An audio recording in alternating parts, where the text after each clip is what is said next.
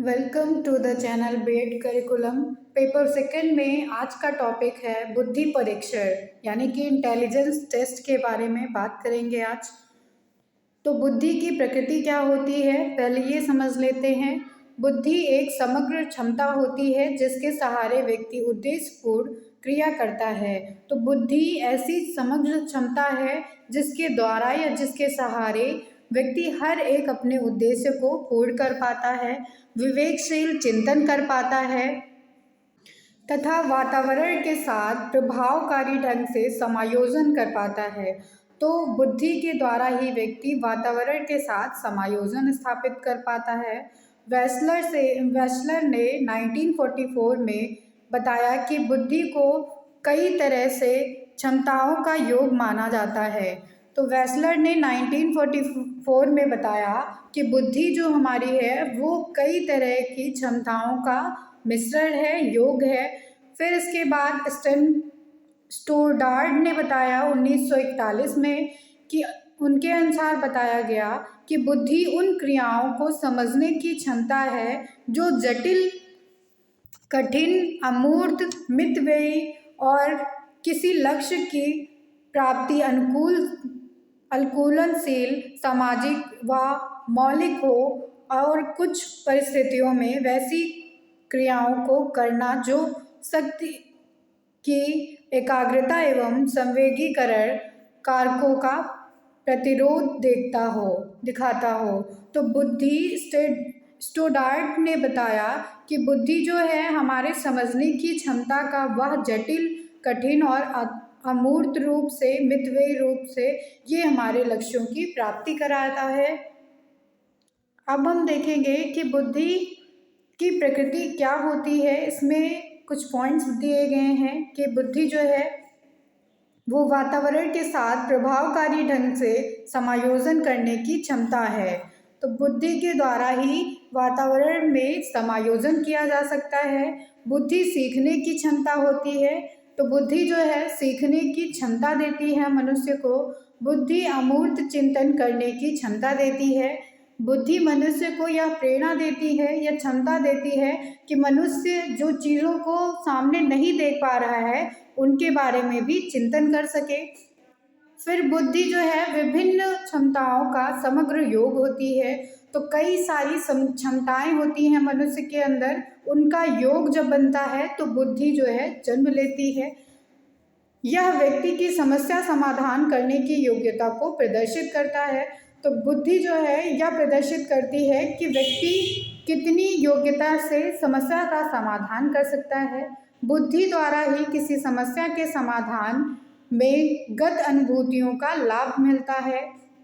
तो बुद्धि के द्वारा ही कोई जो है अनुभूति अगर होती है किसी मनुष्य को, तो उसके समस्या समाधान में उसका लाभ मिलता है। विवेकशील चिंतन करने की योग्यता देती है बुद्धि। तो बुद्धि के द्वारा ही मनुष्य विवेकशील चिंतन कर पाता है।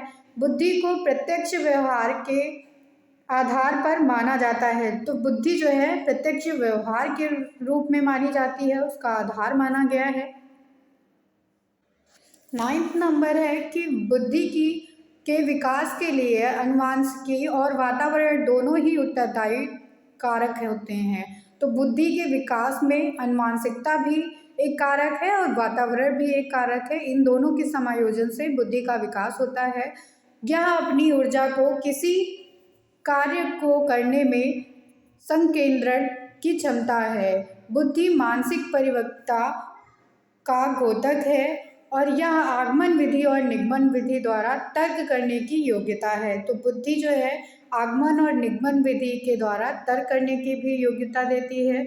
यह उच्च श्रेणी के चिंतन प्रक्रिया के लिए आवश्यक होती है। तो उच्च श्रेणी के चिंतन के लिए बुद्धि आवश्यक है। यह एक प्रत्यक्षण या सूझ की योग्यता है। तो सूझ की एक योग्यता है बुद्धि। यह जटिल, कठिन, मितव्ययी, अमूर्त, सामाजिक मूल्यों वाले कार्यों को करने की योग्यता प्रदान करती है मनुष्य को। और बुद्धि शाब्दिक और अशाब्दिक योग्यता देती है। अब हम देखेंगे कि बुद्धि परीक्षण की उपयोगिताएं क्या होती हैं। तो अगर किसी का बुद्धि परीक्षण किया जा रहा है तो उसकी उपयोगिता क्या है ये जान लेना बहुत ज़रूरी होता है। तो कक्षा उन्नति के निर्णय में अगर बुद्धि परीक्षण किया जा रहा है तो उसके रिजल्ट के बेसिस में मतलब बच्चों को कक्षा से उत्तीर्ण किया जा सकता है, उनकी कक्षा को आगे बढ़ाया जा सकता है। शिक्षकों के चयन में भी यह आवश्यक होती है कि बुद्धि परीक्षण के द्वारा हम शिक्षकों का चयन भी कर सकते हैं। फिर विभिन्न प्रकार के निर्देश देने में इसका जो है यूज़ किया जाता है बुद्धि परीक्षण का, चाहे वो व्यक्तिगत निर्देश हों, चाहे व्यावसायिक निर्देश हों या शैक्षिक निर्देश हों। छात्रों के श्रेणीकरण में किया जाता है। तो छात्रों को बुद्धि परीक्षण के परिणाम के द्वारा उनको एक श्रेणी में रखा जा सकता है कि किसका आईक्यू ज़्यादा है तो वो जो है उच्च कोटि में हो जाएगा, जिसका सामान्य होगा वो सामान्य में हो जाएगा और जिसका निम्न कोटि का आईक्यू होगा वो निम्न श्रेणी में आ जाएगा।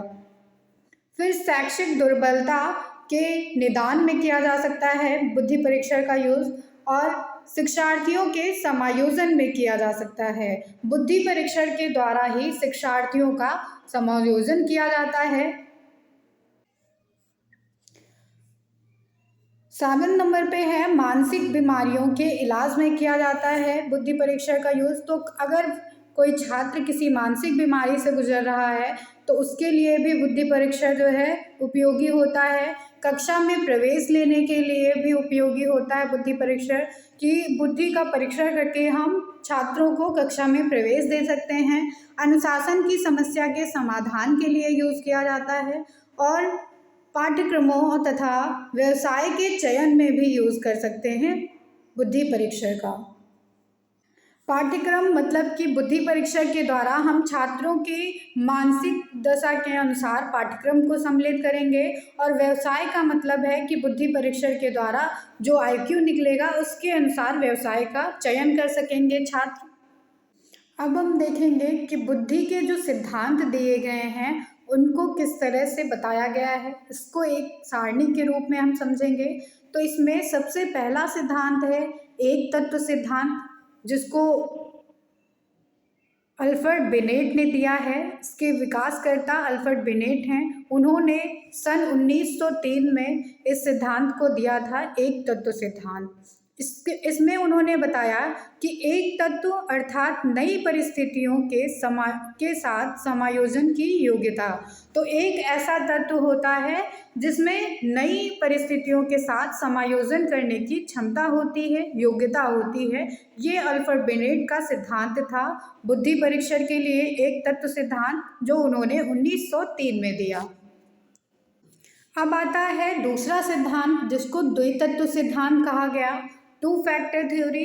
इसको चार्ल्स स्पेयरमैन ने दिया था 1904 में।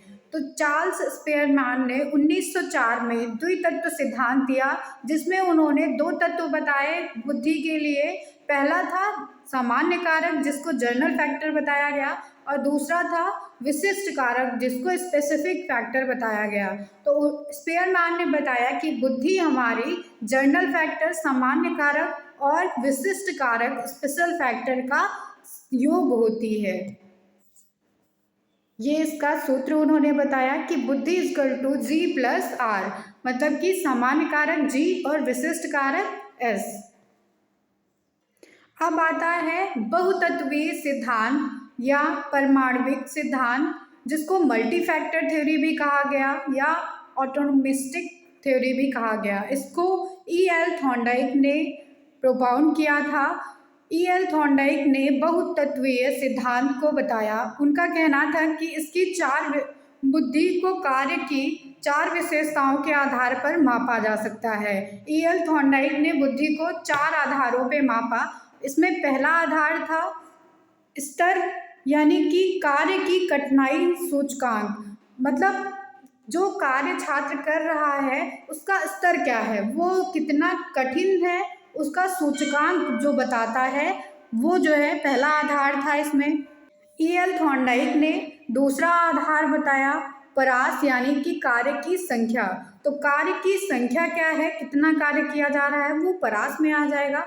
उन्होंने तीसरा कारक बताया कि क्षेत्र यानी कि परिस्थितियों की संख्या क्या है। क्षेत्र उन्होंने तीसरा कारक बताया। फिर चौथा इसमें आधार था गति, यानी कि कार्य को पूर्ण करने की समय सीमा क्या है, कितनी गति से कार्य हो रहा है, तेज गति है या धीमी गति है, तो कार्य को पूर्ण करने के लिए कितना समय लगा, ये गति में आ जाता था। ये चार जो है कारक आधार बताए थे E.L. थॉर्नडाइक ने बुद्धि को मापने के लिए अपने बहुतत्वीय सिद्धांत में, जिसमें पहला आधार था स्तर, दूसरा था परास, तीसरा था क्षेत्र और चौथा था गति। अब आ जाता है चौथा सिद्धांत। तो चौथे सिद्धांत का नाम है प्राथमिक मानसिक योग्यता का सिद्धांत, प्राइमरी मेंटल एबिलिटी, जिसको PMA कहा गया। तो इसको L.L. थर्स्टन ने डेवलप किया था। L.L. थर्स्टन ने प्राथमिक मानसिक योग्यता का सिद्धांत दिया 1938 में। इन्होंने बताया कि बुद्धि को 7 प्राथमिक मानसिक योग्यताएं होती हैं। तो बुद्धि की L.L.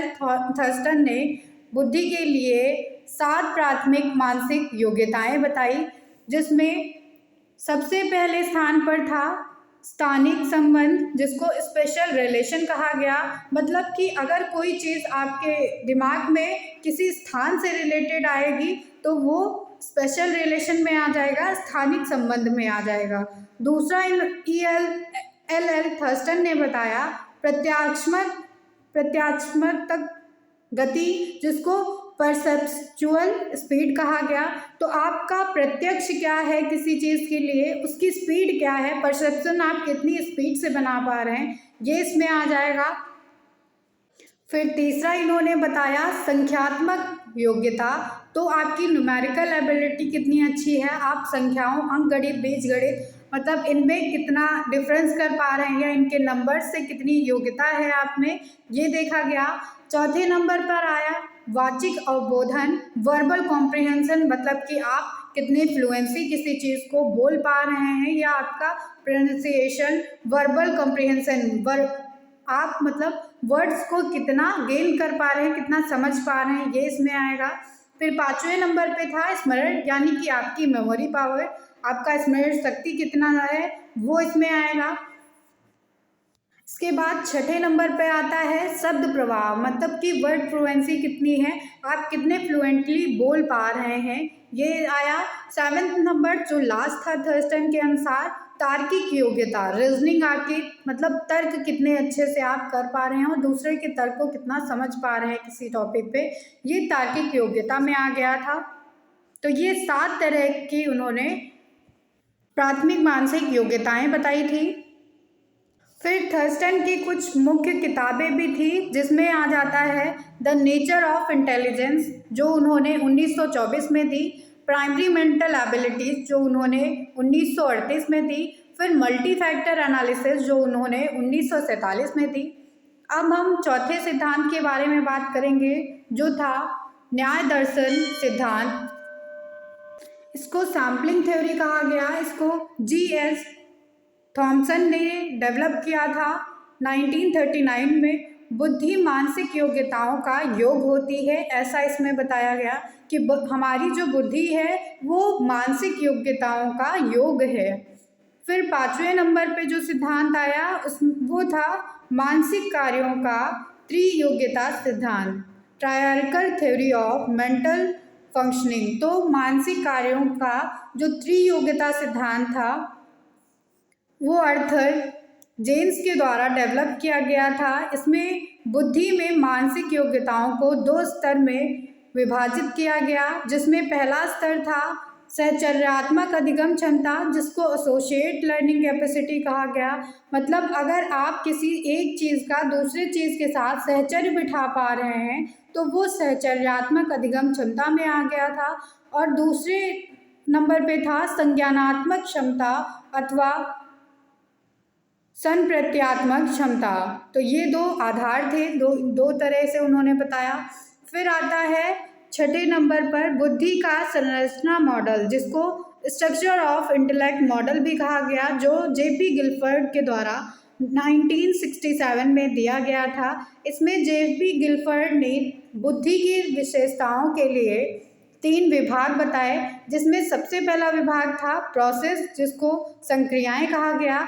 इसमें सब पार्ट्स थे जिनको संज्ञान, स्मृति अभिलेखन, स्मृति प्रतिधारण, अभिसारी उत्पादन, अपसारी उत्पादन और मूल्यांकन। तो ये 6 सब कैटेगराइजेशन थे संक्रियाओं के। फिर दूसरे नंबर पर इनका था विषय वस्तु, जिसको कंटेंट कहा गया। तो कंटेंट में इन्होंने फिर सब कैटेगराइज किया, जिसमें चक्षुष आया, विजुअल मतलब कि, श्रवणात्मक जिसको ऑडिटरी कहा गया, प्रतीकात्मक अर्थ विषयक तो जिसको सिमेट्री कहा गया, और फिर व्यवहारात्मक लास्ट था।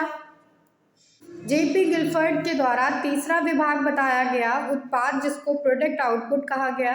इसमें सब कैटेगराइज किया गया था इकाई को, वर्ग को, संबंध को, व्यवस्था को, रूपांतरण को और निहितार्थ को। तो ये उत्पाद के विभाग थे।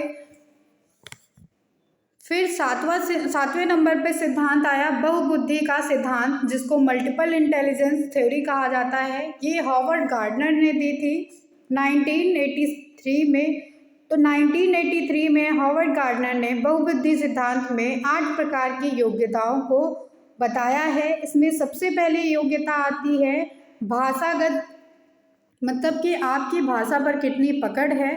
दूसरे नंबर पर आती है योग्यता तार्किक या गणितीय, तर्क और गणित में आप कितने सक्षम हैं। दैसिक आती है फिर तीसरे नंबर पे। चौथे नंबर पर संगीतात्मक आती है, संगीत में कितनी पकड़ है। शारीरिक गति संवेदी, मतलब कि जो लोग अपने बॉडी, उनका पर्टिकुलर एक बॉडी अपीयरेंस होता है, जैसे कि डॉक्टर्स हैं, क्रिकेटर्स हैं, तो इसमें ये सारे आ जाएंगे। फिर था अंतः वैयक्तिक, जो लोग खुद को जानते हैं। फिर अंतः वैयक्तिक, जो दूसरों को जानते हैं। और प्रकृतिवादी, जो नेचर से ज़्यादा कनेक्टेड हैं, जैसे कि किसान। तो ये सारे 8 तरह के कैटेगराइजेशन किए गए थे हॉवर्ड गार्डनर के द्वारा। योग्यताएं बताई गई थी 8 तरह की बहुबुद्धि सिद्धांत में। 8वें नंबर पर सिद्धांत आता है बुद्धि का त्रिचापीय सिद्धांत। तो बुद्धि का त्रिचापीय सिद्धांत तो होता है, ये रॉबर्ट स्टर्नबर्ग ने दिया है 1985 में। इन्होंने इस सिद्धांत को दिया और इसमें 3 प्रकार की बुद्धि को बताया है। तो बुद्धि के त्रिचापीय सिद्धांत में 3 प्रकार बताए गए, जिसको स्टर्नबर्ग ने बताया था। उसमें पहला प्रकार था घटकीय बुद्धि, घटकीय बुद्धि बताया गया। दूसरे नंबर पर था अनुभाविक बुद्धि और तीसरे नंबर पे था संदर्भिक बुद्धि। तो संदर्भिक बुद्धि कॉन्टेक्स्ट से रिलेटेड थी, मतलब कि संदर्भ से रिलेटेड थी। और अनुभाविक मतलब कि आपके अनुभव क्या रहे हैं उससे रिलेटेड थी। घटकीय मतलब किसी न किसी घटक से रिलेटेड थी, कंपोनेंशियल थी वो। पास बुद्धि का मॉडल, तो ये जो मॉडल था बुद्धि का, वो J.P. दास, जैक नेग्रेली कार्बाई के द्वारा दिया गया था 1994 में। बुद्धि क्रियाएं 3 तंत्रीय की होती हैं, उन्होंने बताया, जिसमें पहला था योजना, दूसरा था अवधान और तीसरा था सहकालिक। अब बुद्धि का पदानुक्रम सिद्धांत आया, जिसको P.F. वर्नर ने दिया था 1950 में। बुद्धि मानवीय योग्यताओं का पदानुक्रमिक व्यवस्थान होती है, ऐसा कहना था वर्नर का। 11 नंबर पे सिद्धांत आया, जिसको कैटल का बुद्धि सिद्धांत कहा गया। तो R.B. कैटल ने इसको प्रोपाउंड किया था 1963 और 1987 में उन्होंने इस सिद्धांत को दिया। बुद्धि में 2 महत्वपूर्ण तत्व होते हैं, उन्होंने बताया। एक तरल बुद्धि होती है, फ्लूइड इंटेलिजेंस होती है, और दूसरा होती है ठोस बुद्धि, जिसको क्रिस्टलाइज्ड इंटेलिजेंस कहा गया। फिर 12वें नंबर पे सिद्धांत आया बुद्धि का द्विस्तरीय सिद्धांत, जिसको कैम्पेन और ब्राउन के द्वारा दिया गया था। तो बौद्धिक कार्य 2 स्तरों पर संपन्न होते हैं, इन्होंने बताया ब्राउन ने। और वो 2 स्तर होते हैं। सबसे पहला था इसमें जैविक आधारित संरचना प्रणाली और दूसरा था वातावरण आधारित क्रियान्वयन प्रणाली।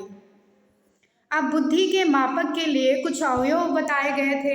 तो बुद्धि के सिद्धांत सूत्र में जो अवयव आते हैं उसी अवयव को बताया गया बुद्धि मापक के लिए। इसमें सबसे पहला था तैथिक या काल अनुक्रमिक बुद्धि, जिसको क्रोनोलॉजिकल एज कहा गया। तो किसी व्यक्ति के वास्तविक जन्म तिथि से वर्तमान समय की अवधि को कालक्रमिक आयु की संज्ञा दी गई है। तो कोई व्यक्ति जब उसकी जन्म तिथि वास्तविक जन्म होता है तो उसकी जन्म तिथि से लेकर वर्तमान समय तक उसकी क्या अवधि रही है, इसको क्रोनोलॉजिकल एज कहा जाता है या तैथिक या कालक्रमिक बुद्धि आयु कहा जाता है। फिर दूसरा अवयव था इसमें मानसिक अवयव, जिसको मेंटल एज कहा गया। तो ये जो है सर्वप्रथम 1905 में अल्फ्रेड बिनेट ने और साइमन ने इसको औपचारिक रूप से बुद्धि मापन का सफल प्रयास किया है और 1908 में अपनी मापनी का संशोधन करते समय उन्होंने मानसिक आयु का संप्रत्यय दिया।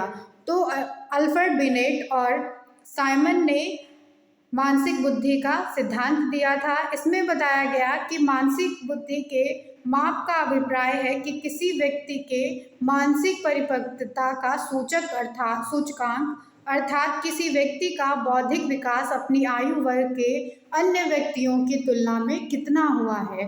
तो मानसिक आयु जो होती है इसका मतलब है कि किसी व्यक्ति का बौद्धिक विकास अपने आयु के साथ और लोगों में कितनी उनकी क्षमता है या उनकी तुलना में कितना उनका मानसिक विकास हुआ है, इसको मानसिक आयु कहा गया। फिर तीसरे नंबर पे था बौद्धिक उपलब्धि, जिसको बुद्धि लब्धि था, जिसको आईक्यू कहा गया। तो 1912 में विलियम स्टर्न ने बुद्धि को मापने के लिए मानसिक लब्धि के संप्रत्यय का विकास किया, जिसका सूत्र था मानसिक लब्धि बराबर मानसिक आयु अपॉन काल अनुक्रमिक आयु। 1916 में टर्मन ने मानसिक लब्धि के स्थान पर बुद्धि लब्धि के संप्रत्यय को जन्म दिया और टर्मन ने ये फॉर्मूला बताया कि बुद्धि लब्धि बराबर IQ इक्वल टू मानसिक आयु MA अपॉन काल अनुक्रमिक आयु, जिसको CA कहा गया। बुद्धि लब्धि का प्राप्तांक का वितरण कैसे होता है ये जानेंगे। तो बुद्धि लब्धि प्राप्तांक का वितरण किसी जनसंख्या में सामान्य प्रायिक वितरण के अनुसार होता है। तो कोई भी जनसंख्या हो वहाँ पे समान प्रायिकता के आधार पर बुद्धि लब्धि का वितरण होता है। और बुद्धि लब्धि प्राप्तांकों का यदि एक आवर्ती वितरण वक्र बनाया जाए तो यह लगभग एक घंटाकार मतलब बेल शेप्ड बनता है। तो बेल शेप्ड की तरह से जो है बुद्धि लब्धि का वक्र आता है। इस वक्र को सामान्य वक्र कहा जाता है। ऐसा वक्र अपने केंद्रीय माध्य के दोनों ओर सममित मतलब कि सिमेट्रिकल होता है। ये दोनों ओर इसके जो छोर होते हैं वो सतह की ओर होते हैं। तो ये जो है व्यक्तियों की जनसंख्या, जैसे कि यहाँ पे दर्शाया गया है इस वक्र में कि यहाँ व्यक्तियों की संख्या दिखाई जा रही है और यहाँ उनका माध्य दिखाया जा रहा है कि क्या परसेंटेज है। तो ये जो है बुद्धि लब्धि का माध्य है। इसमें 20 के अंदर जो आएगा वो बौद्धिक न्यूनतम होगा, मतलब कि उनकी बुद्धि कम होगी। जिसमें अति गंभीर आएगा, तीव्र, फिर थोड़ा सा जो है ग्राफ बढ़ा तो वो तीव्र में आ गया।